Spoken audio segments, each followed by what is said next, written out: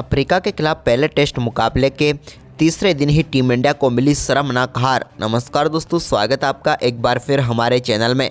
दोस्तों, भारत और south Africa के बीच तीसरे दिन का खेल खेला गया पहले टेस्ट मुकाबले का, जहां पर टीम इंडिया को बेहद ही शर्मनाक हार का सामना करना पड़ा।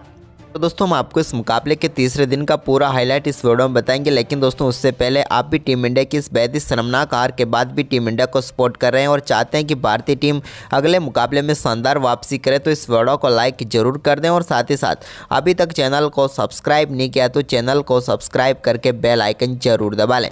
तो चलिए दोस्तों, जानते हैं इस बेहद ही शानदार मुकाबले के तीसरे दिन का पूरा हाईलाइट शुरुआत से ही। तो दोस्तों, आज तीसरे दिन का खेल शुरू हुआ तो एक बार फिर साउथ अफ्रीका की टीम की तरफ से शुरुआत करने उतरे मार्को यंसन, तो उनके साथ थे शतकवीर डीन एल्गर।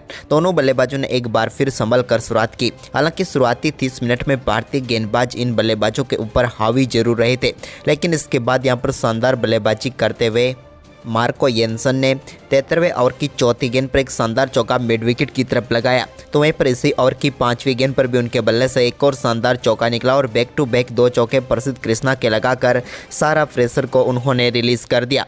इसके बाद दोस्तों 75वें ओवर की दूसरी गेंद पर डीन एल्गर के बल्ले से भी एक कमाल का चौका देखने को मिला और इसी के साथ शानदार बल्लेबाजी करते हुए उन्होंने अपने 150 रन भी पूरे कर लिए।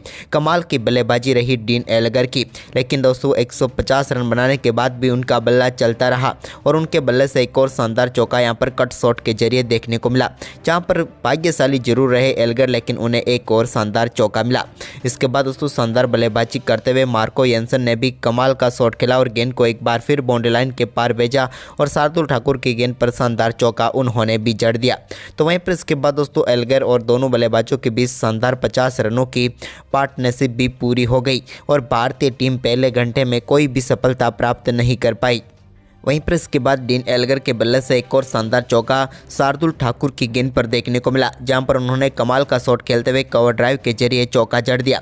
तो इसके बाद दोस्तों 28वें ओवर की आखिरी गेंद पर मोहम्मद सिराज की गेंद पर लगाए एक शानदार चौके के साथ मार्को यंसन ने भी कमाल का परफॉर्मेंस करते हुए अपना शानदार अर्धशतक पूरा कर लिया। ये उनके लिए एक बड़ी उपलब्धि थी इस मुकाबले में।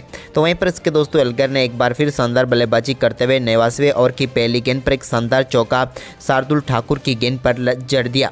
तो वहीं पर इसके बाद 90वें ओवर की दूसरी गेंद पर भी रविचंद्रन अश्विन की गेंद को मार्को यंसन ने शानदार तरीके से ड्राइव किया और एक्स्ट्रा कवर की तरफ एक और शानदार चौका जड़ दिया।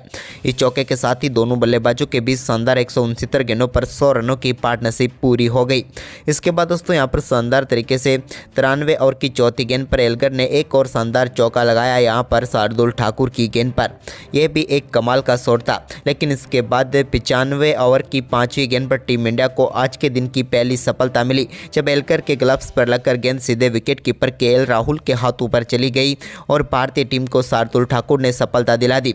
कमाल की बल्लेबाजी करते हुए 287 गेंदों का सामना करने के बाद 185 रनों की दमदार पारी खेलकर पेविलियन लौटे डीन एल्गर।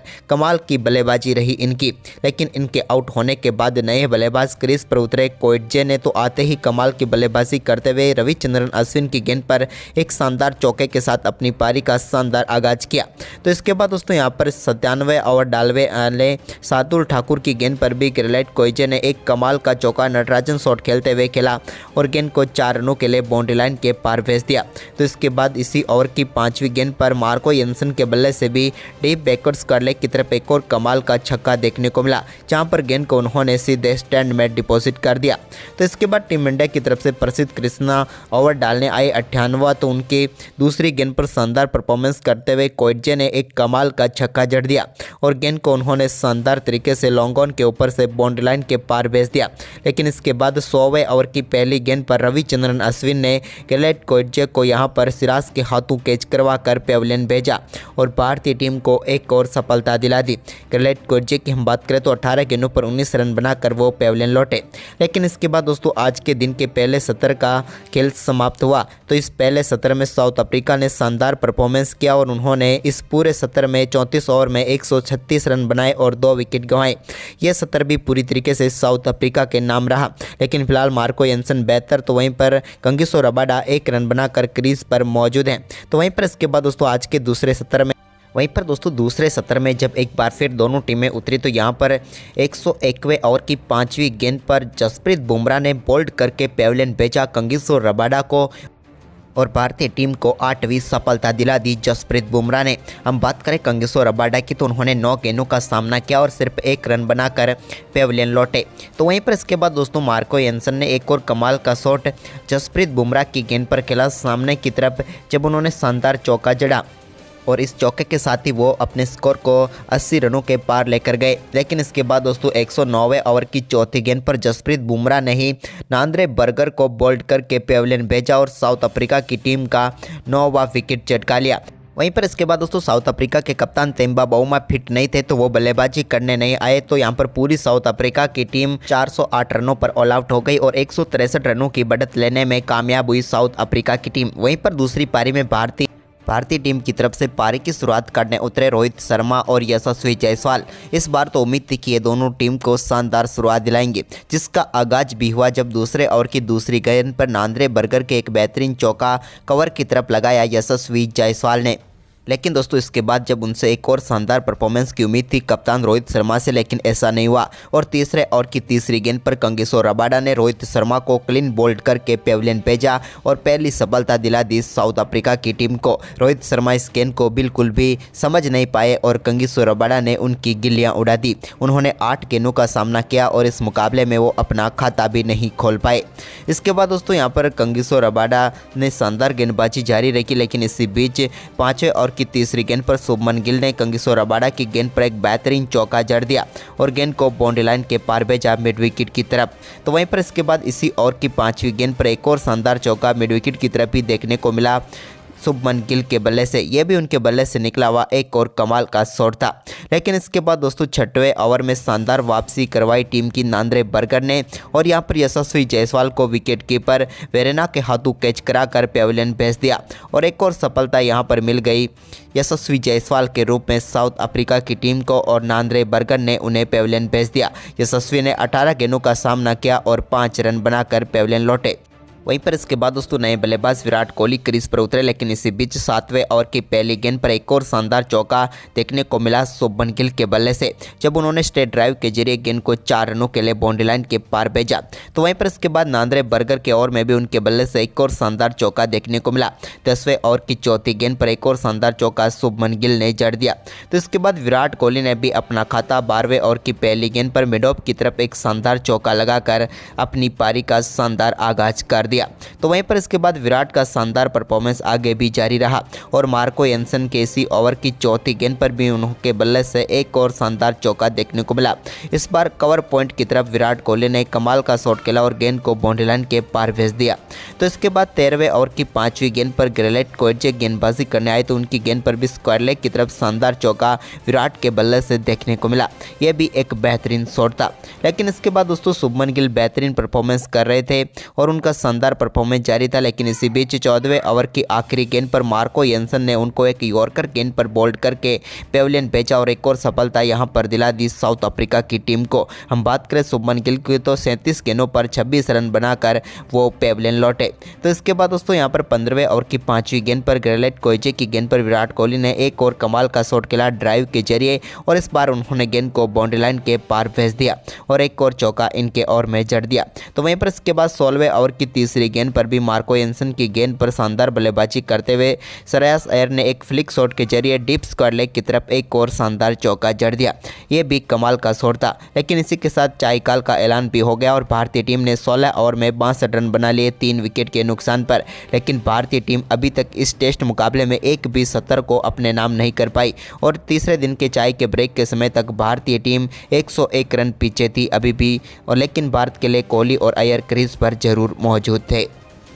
तो वहीं पर दोस्तों चाईकाल के बाद श्रेयस अय्यर और विराट कोहली एक बार फिर क्रीज पर उतरे। लेकिन दोस्तों यहां पर एक शानदार चौके के साथ बेहतरीन आगाज किया विराट कोहली ने और बेहतरीन चौका उनके बल्ले से देखने को मिला बिहाइंड द स्क्वायर। लेकिन इसके बाद दोस्तों भारतीय टीम को एक और करारा झटका दिया 18वें ओवर की 5वीं गेंद पर मार्को एंसन ने, जहां पर उन्होंने श्रेयस अय्यर को बोल्ड करके पेविलियन भेज दिया और एक और सफलता साउथ अफ्रीका की टीम की झोली में डाल दी। हम बात करें श्रेयस अय्यर की तो उन्होंने 12 गेंदों का सामना किया और सिर्फ 6 रन बनाकर वो पेविलियन लौटे। इसके बाद दोस्तों यहाँ पर विराट कोहली के बल्ले से एक कमाल का छक्का 19वें ओवर की तीसरी गेंद पर देखने को मिला, जब उन्होंने बैकहैंड से शानदार गेंद को स्क्वायर के ऊपर से 6 रनों के लिए बाउंड्री लाइन के पार भेज दिया। तो इसके बाद दोस्तों 20वें ओवर की 5वीं गेंद पर भी एक कमाल का चौका केएल राहुल के बल्ले से भी देखने को मिला, जहां पर उन्होंने शानदार तरीके से कवर पॉइंट की तरफ गेंद को 4 रनों के लिए बाउंड्री लाइन के पार भेज दिया। तो वहीं पर इसके बाद दोस्तों 21वें ओवर की पहली गेंद पर भी एक बार फिर शानदार परफॉर्मेंस करते हुए विराट कोहली ने कोरजे की गेंद को मिड विकेट बाउंड्री लाइन के पार भेज दिया और एक और शानदार चौका उनके बल्ले से देखने को मिला। तो वहीं पर इसी ओवर की आखिरी गेंद पर भी उनके बल्ले से एक और शानदार शॉट देखने को मिला और इस बार उन्होंने एक फ्लिक शॉट के जरिए बिहाइंड द स्क्वायर गेंद को 4 रनों के लिए बाउंड्री लाइन के पार भेज दिया। लेकिन इसके बाद दोस्तों 26वें ओवर की 5वीं गेंद पर नांद्रे बर्गर ने केएल राहुल को एडन मार्करम के हाथों कैच करवाकर पेविलियन भेज दिया और भारतीय टीम को एक और करारा झटका लगा। इस मुकाबले की इस पारी में केएल राहुल 24 गेंदों पर 4 रन बनाकर पेविलियन लौटे। तो इसकी अगली ही गेंद पर नांद्रे बर्गर ने रविचंद्रन अश्विन को भी बेंडिंगम के हाथों कैच कराकर पेविलियन भेजा और एक और करारा झटका भारतीय टीम को लगा। रविचंद्रन अश्विन से उम्मीद थी, लेकिन वो पहली ही गेंद पर अपना कैच बेंडिंगम को थमा बैठे और इस मुकाबले में गोल्डन डक पर आउट हुए। तो वहीं पर इसके बाद दोस्तों विराट कोहली ने शानदार परफॉर्मेंस करते हुए 28वें ओवर की तीसरी गेंद पर एक कमाल का चौका मिडॉन की तरफ लगाया और इस चौके के साथ ही उन्होंने शानदार बल्लेबाजी करते हुए अपना बेहतरीन अर्धशतक पूरा कर लिया। कमाल की बल्लेबाजी रही विराट की। वहीं पर इसके बाद दोस्तों शार्दुल ठाकुर अच्छी बल्लेबाजी जरूर कर सकते थे, लेकिन 29वें ओवर की तीसरी गेंद पर कंगिसो रबाडा ने उन्हें भी बेंडिंगम के हाथों ही कैच कराकर पेविलियन भेजा। शार्दुल ठाकुर ने 8 गेंदों का सामना किया और सिर्फ 2 रन बनाकर पेविलियन लौटे। इसी बीच 30वें ओवर की तीसरी गेंद पर नांद्रे बर्गर के एक कमाल का चौका विराट कोहली के बल्ले से देखने को मिला, जहां पर उन्होंने पुल शॉट खेलते हुए गेंद को 4 रनों के लिए भेजा। लेकिन इसके बाद दोस्तों 31वें ओवर की दूसरी गेंद पर विराट कोहली 2 रन लेना चाहते थे, लेकिन यहां पर उनसे गलती हुई और जसप्रीत बुमराह के रूप में भारतीय टीम ने रनआउट के रूप में एक और विकेट गंवाया। जसप्रीत बुमराह अच्छी साथ दे सकते थे विराट कोहली का, लेकिन वो रनआउट होकर पेविलियन लौटे और 5 गेंदों पर 0 पर ही वो चलते बने। इसके बाद दोस्तों 31वें ओवर की 5वीं गेंद पर कंगिसो रबाडा की गेंद पर एक और शानदार चौका विराट कोहली के बल्ले से देखने को मिला। तो इसके बाद मोहम्मद सिराज ने भी एक कमाल का चौका लगाया, लेकिन 32वें ओवर की 5वीं गेंद पर नांद्रे बर्गर ने भी मोहम्मद सिराज को भी चलता किया। वेराना ने कैच पकड़ा विकेट के पीछे और वो चलते बने। 5 गेंदों पर 4 रन बनाकर सिराज भी आउट हो गए। तो इसके बाद विराट कोहली के पास एकमात्र मौका था चौके छक्के लगाने का, तो उन्होंने 34वें ओवर की पहली व दूसरी गेंद पर 2 बेहतरीन चौके जड़े। लेकिन इसके बाद 35वें ओवर की पहली गेंद पर वो एक और बड़ा शॉट खेलना चाहते थे मार्को एंसन की गेंद पर, लेकिन कंगिसो रबाडा के कमाल के कैच ने उनकी पारी को समाप्त किया और भारतीय टीम मात्र 34.1 ओवर में ही 131 रनों पर ऑल आउट हो गई और इस मुकाबले में टीम इंडिया को एक पारी व 32 रनों से शर्मनाक हार का सामना करना पड़ा।